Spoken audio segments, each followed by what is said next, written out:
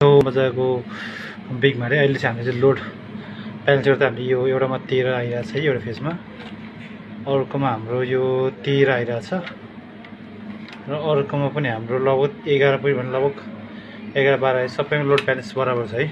हामी चाहिँ मेन मिटरबाट यसरी लिएर आइयो यो त एउटा एमसिबी छुट्टै ब्रेकर राखियो है। त्यसपछि हाम्रो 100 मिटरमा लग्यो, 100 मिटरबाट रिडिङ गरेर हाम्रो चेन्ज ओभर लग्यो। चेन्ज ओभर चाहिँ हाम्रो चाहिँ एउटा लाइन चाहिँ यो प्यानबाट गएको छ यो पुरानो वायरिङको लागि र एउटा चाहिँ हाम्रो चाहिँ इन्भर्टरको लाइनमा गएको छ है।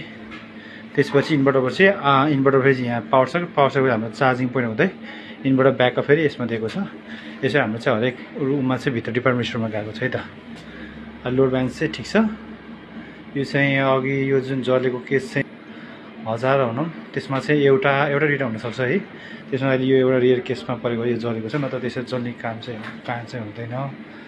यो चाहिँ हाम्रो चाहिँ यो चाहिँ के भने यसलाई चाहिँ हाम्रो 1000 मा एक ठाउँमा जल्ने, नत्र यसको अहिलेसम्म केस चाहिँ अहिलेसम्म आएको छैन यो है। अहिले हाम्रो चाहिँ यो 100 फेरि पहिला यो चाहिँ हाम्रो चाहिँ अहिले यो पहिलाको यो थियो 100 एम्पियर थियो। त्यति हुँदा यो चाहिँ जल्नुको भनेको चाहिँ यो खासमा चाहिँ अब डिफल्ट भनेको अब 1000 मा एक हो। त्यसमा चाहिँ अहिले हाम्रो चाहिँ यो चाहिँ फेरि छ है। यो पनि अहिले नयाँ हालिदिउँ। यो चाहिँ हाम्रो